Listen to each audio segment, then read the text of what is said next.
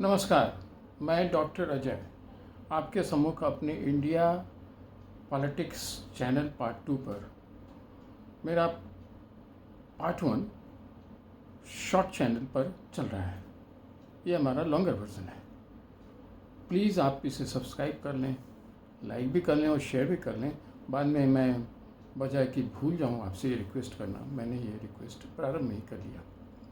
आज का भी मेरा विषय कर्नाटक ही है, जो कर्नाटक के इलेक्शन का रिजल्ट कल आ रहा है और कल के इलेक्शन के रिजल्ट के बहुत मायने हैं। मोदी जी या भाजपा जो अपना पैर दक्षिण के इलाके में, भारत के दक्षिण के इलाके में पैर पसार रही है, उसका दरवाज़ा तो कर्नाटक से होकर ही निकलता है। यहाँ भारतीय जनता पार्टी की सरकार रही, पहले भी इनकी सरकार थी, इसके पहले भी इनकी सरकार थी, पर सक्सेशन में नहीं थी, बीच में कांग्रेस आ गई थी। और यही कर्नाटक से ही अब दोबारा एक बार कांग्रेस के लिए भी दक्षिणी हिस्से में अपनी पैठ बनाने का रास्ता यहीं से निकलता है। पहले की बात हम छोड़ देते हैं, प्रेजेंट कंटेक्स्ट में हम बात करते हैं तो स्थिति यही है। दक्षिणी भाग में, भारत के दक्षिणी भाग में कर्नाटक की बात तो अभी हम कर रहे हैं, लेकिन वैसे भी कांग्रेस भी वहाँ बिल्कुल बाहर है, कहीं भी सत्ता में नहीं है। सीधे तौर पर तमिलनाडु में वो साथ होना वो बहुत मायने नहीं रखता। यही हाल भाजपा के साथ होने वाला है। अब 2024 में लोकसभा का भी चुनाव होना है।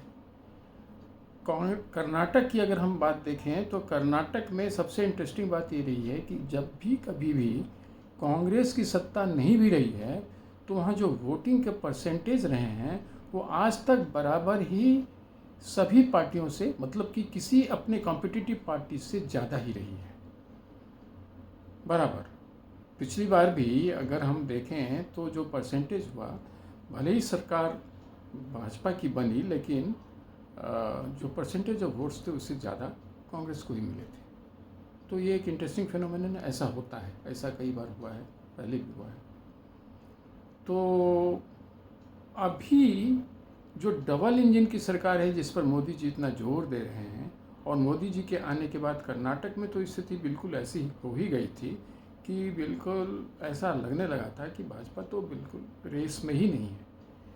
अब रेस में लाने का या उसका पूरा श्रेय तो निश्चित तौर पर मोदी जी को ही जाता है, क्योंकि जिस तरह से भाजपा के खिलाफ एक वातावरण बना था और बना, वो बिल्कुल साफ बता रहा था कि वहाँ कांग्रेस के लिए सब कुछ अभी भी खुला है, लेकिन भाजपा के लिए रास्ता बंद होता हुआ सा दिख रहा था। जो भाजपा समर्थक भी हैं, किसी न किसी वजह से उनकी नाराज़गी भाजपा से रही है इस बीच में। या तो वो वोट देने ही नहीं गए होंगे, और अगर गए भी होंगे या तो बड़े बेमन से गए होंगे, और पता नहीं जा कर के उन्होंने अंत में वोट दिया किसे होगा, क्योंकि जिस तरह की लोकल परिस्थितियां हैं उससे वहाँ के लोग खुश नहीं हैं। और हम सबको मालूम है कि प्रांतीय इलेक्शन प्रांतीय इशूज़ पर फोकस देकर ही लड़े जाते हैं।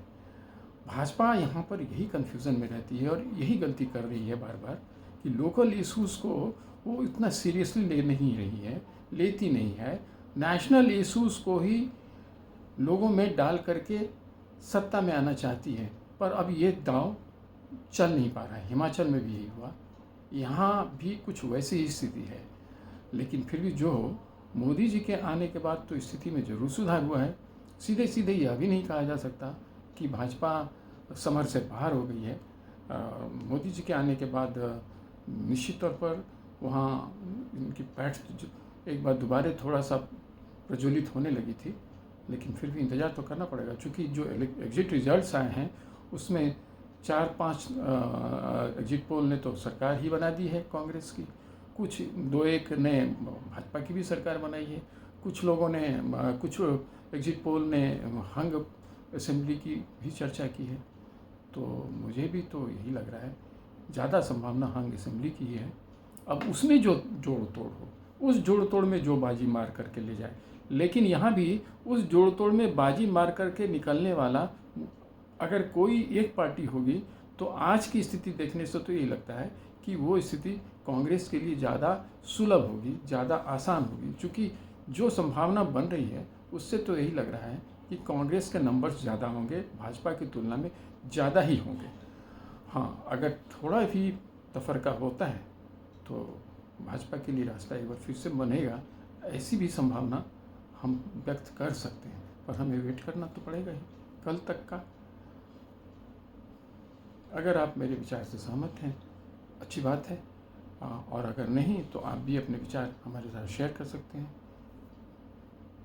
एक बार फिर से please subscribe my channel, like my channel and share my channel. जय हिंद।